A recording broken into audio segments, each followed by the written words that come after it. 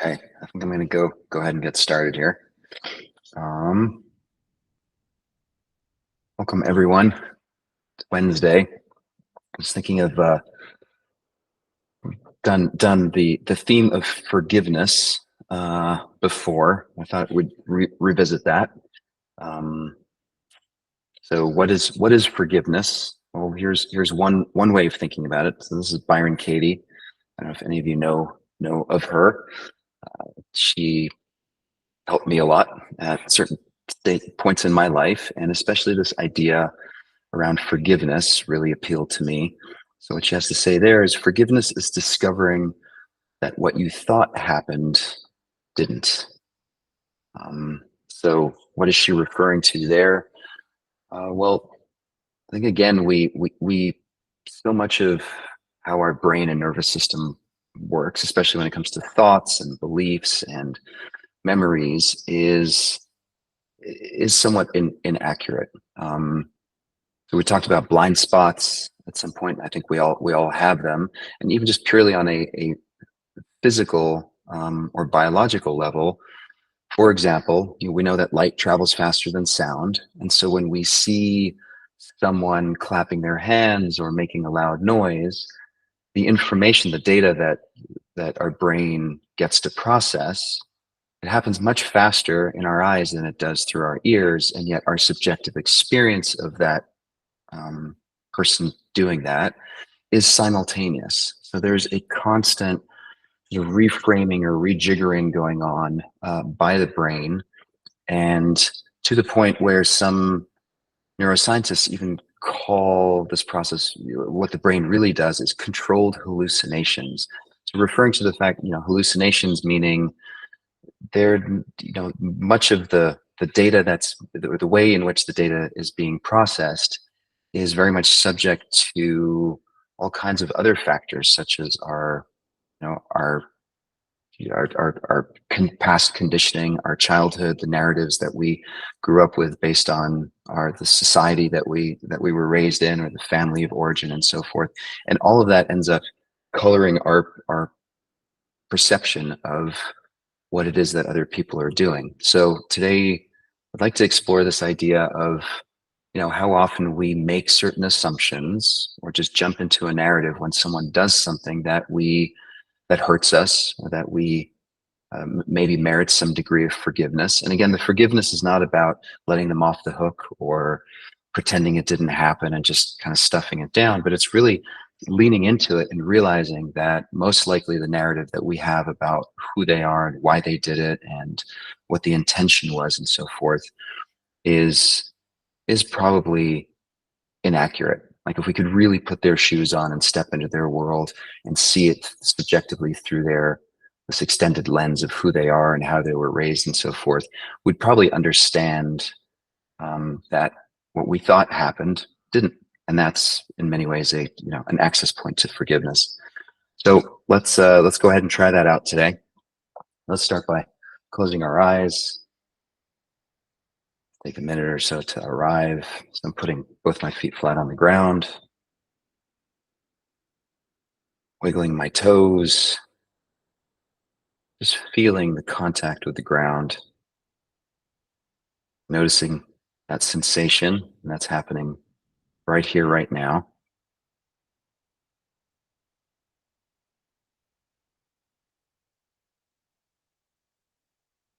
It's not a memory of my feet touching the ground. It's actually happening now. It's also not a future idea of what it will be like in the future, but rather right here, right now, wiggling my toes and just noticing contact with the ground in the present moment.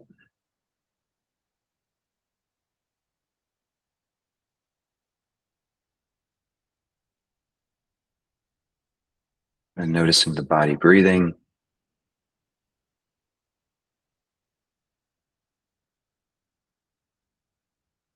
noticing the expansion and contraction of our belly and our chest, the back,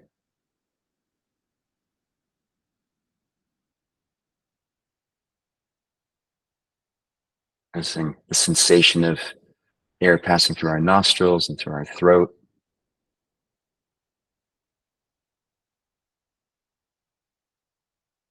and also the sound that each in-breath and out-breath makes.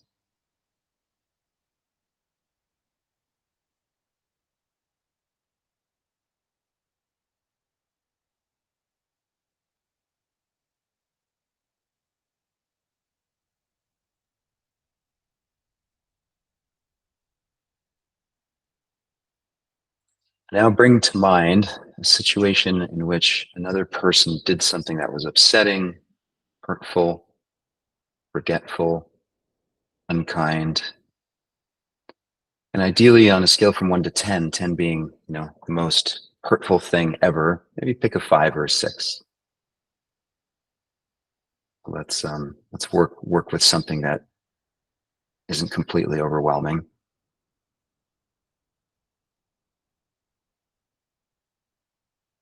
And then drop into that memory. If you can amplify it. What did they do? What did they say?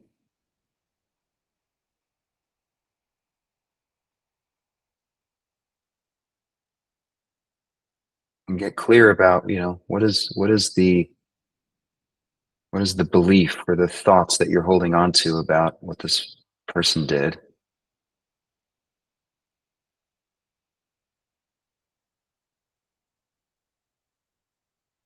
Maybe they were being callous, dishonest, selfish. To find the descriptor that for you fits this. It's your subjective experience of what it is that they did.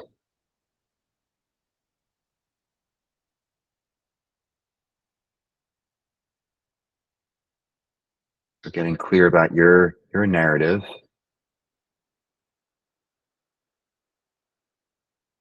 and really feeling into the impact that it had on you. So noticing the emotions, sensations in your body. Maybe you're someone who contracts in those kinds of situations, or maybe you're someone that explodes with anger, rage. Again, there's no right or wrong here. It's just really noticing in that moment what was the impact of this situation on you.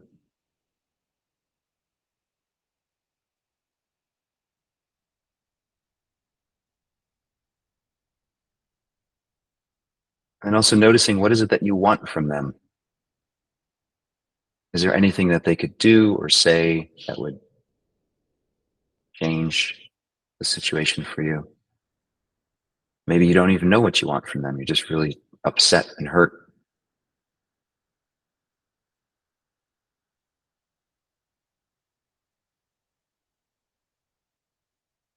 Now we'll just try a thought experiment. I'm not saying any of this is true. We're just getting curious about exploring their behavior. I want you to imagine them as a little child,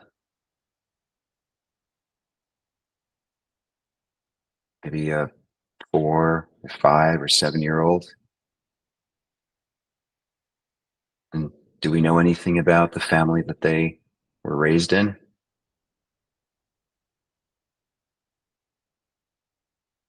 The community that they were raised in, and the beliefs or ideas that were conditioned into this young child?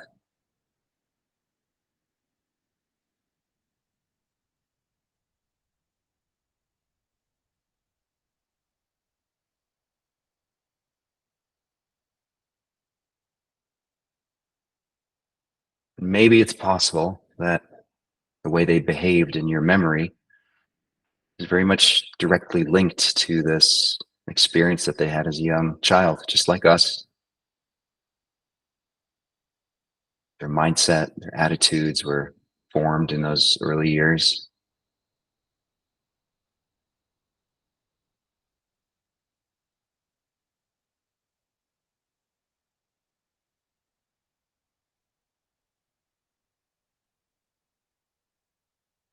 And then fast forwarding to the day which your memory took place? And how much do we know about what happened that morning or the night before? What's going on in their life during that, in the days preceding this altercation that you had?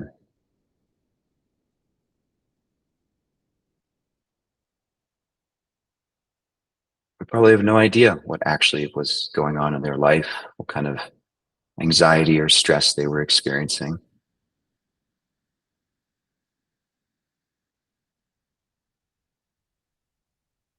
And how might any of that have influenced their behavior in the moment that was hurtful?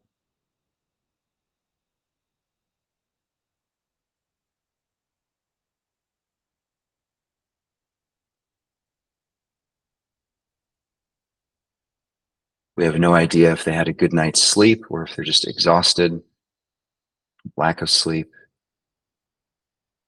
Maybe their blood sugar was low. Maybe they forgot to take their medicine.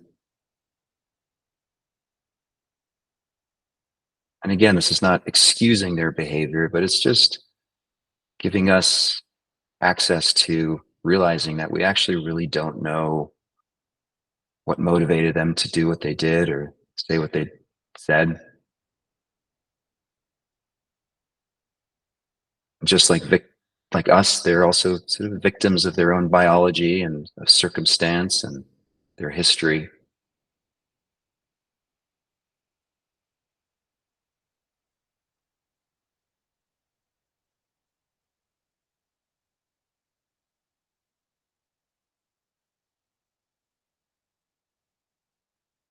Back to Byron Katie's point, forgiveness is when we realize that what we thought happened didn't. Maybe there's a completely different explanation for their behavior, more compassionate narrative, more understanding than what we've been telling ourselves all along.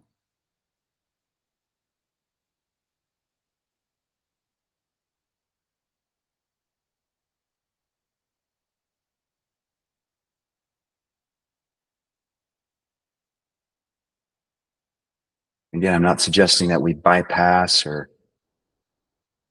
stuff down the impact that their behavior had on us. The one, maintain healthy boundaries. And yet again, forgiveness is our ability to not let that memory or their behavior be such a fixture in our mind, such a hurtful memory.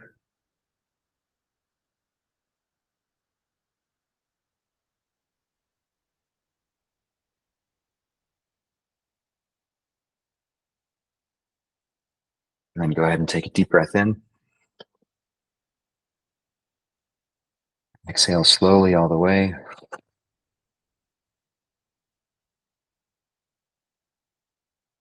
Hold for 5, 4, 3, 2, 1. Another deep inhale. All the way out slowly.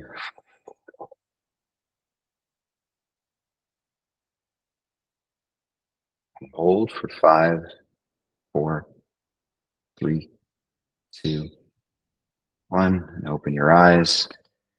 Come on back to this session. Again, I really want to underline this. I think it took me a while. A big blocker for me and forgiveness is this idea that, well, if I forgive, then I'm letting them off the hook. I'm somehow condoning bad behavior, and I'm, just a doormat for their stuff. And I just want to emphasize that that's not what I'm suggesting here at all. I'm just suggesting that we actually spend a little bit of time just getting curious about all the things that we don't know about them and what might have been triggers or motivators for their behavior, and just see how that affects the memory that you have and your ability to forgive and let go and move on. Anyway, hope that was helpful. I'll stick around for a few more minutes. Take care, everyone. See you tomorrow. Thank you.